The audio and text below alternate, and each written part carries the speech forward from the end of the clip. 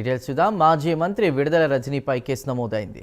Stone crusher company యజమానిని బెదిరించిన ఘటనలో ఏసీబీ అధికారులు రజనీపై ఎఫ్ఐఆర్ నమోదు చేశారు. అలాగే బెదిరింపులకు సహకరించిన ఐపీఎస్ అధికారి జాషువాను A2గా అధికారులు చేర్చారు.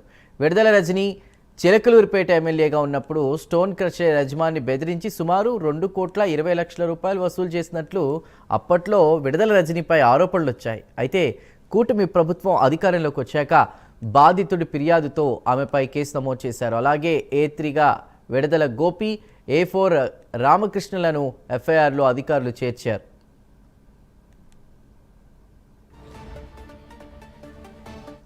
మాజీ మంత్రి విడుదల రజనీపై కేసు నమోదైనట్టు తెలుస్తోంది. పూర్తి వివరాల్ని మా ప్రతినిధి రవికృష్ణ అందిస్తారు. రవికృష్ణ, చందు, మాజీ మంత్రి విడుదల రజనీ మీద నిన్న శనివారం నాడు అయితే మాత్రం ఏసీబీ కేసు నమోదైనట్లు తెలుస్తుంది. ప్రధానంగా కూడా ఏదైతే ఆమె అధికారంలో మొట్టమొదట 2019లో ఎలక్షన్స్ తర్వాత ఆమె 2022 తేదీన స్టోన్ క్రషర్ యజమానిని బెదిరించినటువంటి ఘటనలో ప్రెసిడెంట్ ఏసీబీ ఎంక్వైరీ అయితే నడిచి ఏసీబీ కేసు అయితే నమోదు చేసినటువంటి పరిస్థితి. ఏదైతే అక్కడ స్టోన్ క్రషర్ సంబంధించి చిలకలూరుపేట సమీపంలో ఉన్నటువంటి స్టోన్ క్రషర్ సంబంధించిన యజమానులని బెదిరించడం అనేది జరిగింది. మంత్రి దగ్గర పిఏగా పనిచేస్తున్నటువంటి ఎవరైతే రామకృష్ణ ఉన్నాడో రామకృష్ణ స్టోన్ క్రషర్ యజమానుల దగ్గరికి వెళ్లి అక్కడ ఒకసారి ఎమ్మెల్యేని కలవాలి అని చెప్పినటువంటి నేపథ్యం. ఈ పరిస్థితుల్లోనే వాళ్ళు వెళ్లి ఎమ్మెల్యేని కలిసినటువంటి పరిస్థితిలో మా ప్రాంతంలో కనుక బిజినెస్ కొనసాగించాలంటే మాత్రం అడిగినంత అమౌంట్ ఇవ్వాలని ఆమె పేర్కొన్నట్లుగా కూడా ఆ స్టోన్ క్రషర్ యజమానులు అయితే ఫిర్యాదులో పేర్కొనడం జరిగింది. ఎప్పుడైతే కూటమి ప్రభుత్వం అధికారంలోకి వచ్చిన తర్వాత దీనికి సంబంధించి ఈ ఎన్ఫోర్స్మెంట్ కి వాళ్ళైతే మాత్రం ఫిర్యాదు చేశారు. ఈ నేపథ్యంలోనే ఈ ఎన్ఫోర్స్మెంట్ అండ్ విజిలెన్స్ డైరెక్టర్ గా ఉన్నటువంటి హరీష్ కుమార్ గుప్తా అయితే మాత్రం దీనికి విచారణ ఆదేశించారు.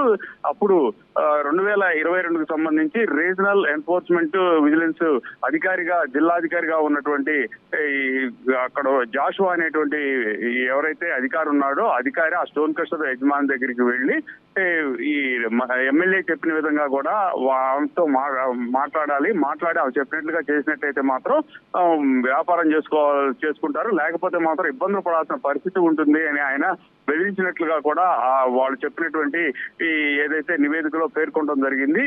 ఆ తర్వాత జాషువా ఎవరైతే ఉన్నారో ఆ జాషువా 1-2 సార్లు స్టోన్ క్రషర్ దగ్గరికి వెళ్ళి అక్కడ పూర్తిగా కూడా వాళ్ళని బెదిరించే ధోరణిలో వ్యవహరించడంతో వాళ్ళు ఒక్కసారిగా భయపడి మరోసారి అప్పుడు ఎమ్మెల్యేగా ఉన్నటువంటి రజనీ దగ్గరికి వెళ్ళటం అనేది జరిగింది. ఆమె మాత్రం దానికి సంబంధించి కంపల్సరీగా కూడా తనకి మాత్రం చెప్పిన విధంగా చేయాలని దానికి సంబంధించిన వివరాలని తన పిఏ అయినటువంటి రామకృష్ణ దగ్గరికి కలవాలని చెప్పినటువంటి నేపథ్యం. అప్పుడైతే మాత్రం 5 కోట్ల రూపాయలు వాళ్ళు డిమాండ్ చేశారు.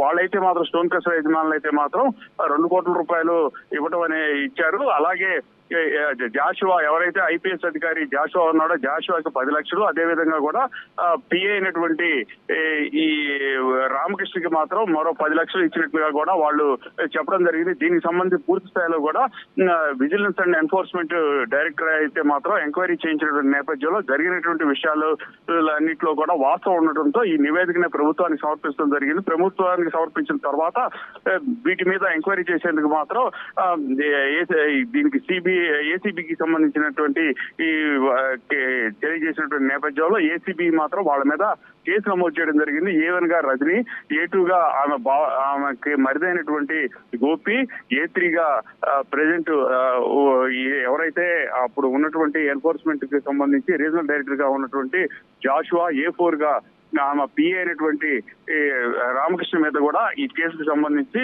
పూర్తిగా కూడా ఏసీబీ అయితే మాత్రం నేరపూరిత కుట్ర, అదే విధంగా కూడా అనుచిత లబ్ధి, బెదిరింపు కేసులకు సంబంధించి సెక్షన్ 7